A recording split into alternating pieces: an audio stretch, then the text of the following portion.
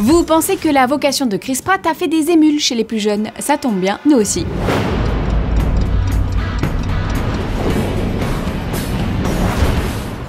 On vous en parlait il y a quelques jours, Entertainment Weekly a dévoilé des photos de Batman vs Superman, mais pas que. Le magazine a également consacré un gros dossier au film de Zack Snyder et levé le voile sur certaines scènes clés du long métrage. Des scènes garanties 100% spoiler, alors si vous ne voulez rien savoir du film, eh bien rendez-vous dans les news en bref. Première info, Bruce Wayne et Diana Prince connaissent l'identité secrète de l'autre. Sur cette photo, on peut voir les deux héros flirter le temps d'une soirée. Ben Affleck a révélé dans les colonnes du magazine que c'était une scène qu'il appréciait beaucoup, où une sorte de jeu du chat et de la souris s'installe entre les deux personnages alors même qu'ils savent pertinemment à qui ils ont affaire. Autre info révélée par Entertainment Weekly, l'état de Bruce Wayne au moment où démarre le film. Nous aurons en face de nous un Batman fatigué, dévasté même par 20 ans de lutte acharnée au sein de Gotham City, mais le Chevalier Noir reprendra du poil de la chauve-souris au moment d'affronter Superman. Alfred, sceptique à l'idée d'affronter l'homme d'acier, devra malgré tout se plier aux injonctions de son patron, persuadé qu'un affrontement vaut mieux que de voir sombrer l'humanité par sa faute. Une scène qui précédera forcément le point d'orgue du film, le combat entre les deux héros. Un combat qui devrait se dérouler sur les hauteurs du building, donc sous une pluie battante, et qui pourrait mal finir pour Superman, car comme on vous le disait hier, l'armure de Batman sera chargée de kryptonite. Tell me, do you bleed? You will. D'ailleurs, vous savez quelle devait être la scène post-générique de Man of Steel? Eh bien une caisse pleine de kryptonite livrée au manoir Wayne. Bon, vraisemblablement l'idée de Zack Snyder n'a pas convaincu Nolan et Goyer, ce qui est regrettable car à l'époque, nous ne connaissions pas l'existence de Batman vs Superman et la surprise aurait été à son comble.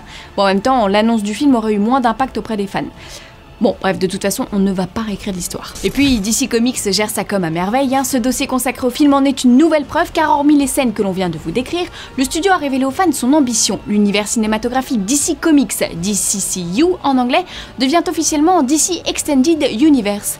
Un univers étendu qui devrait se construire très probablement autour de Batman, mais vous l'aurez compris, l'écurie cherche avant tout à se distinguer du MCU de son concurrent. Alors l'avenir nous dira si ce changement d'acronyme sera ou pas suivi du succès.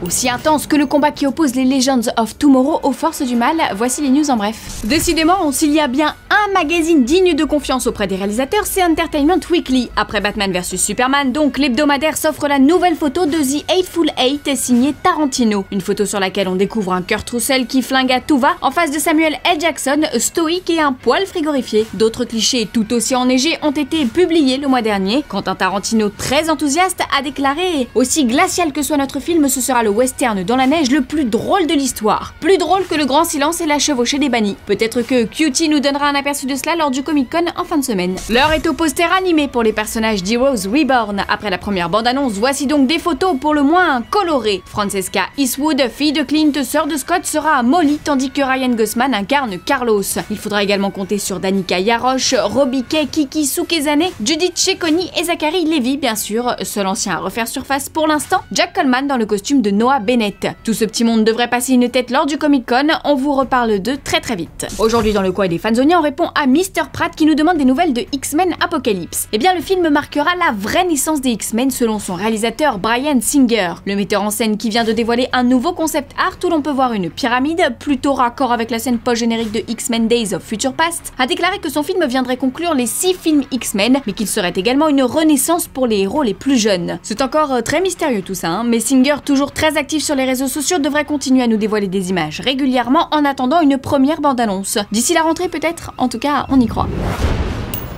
Fanzone, c'est fini pour aujourd'hui, mais vous pouvez nous retrouver sur YouTube en vous abonnant à la chaîne Fanzone et à la chaîne Allociné.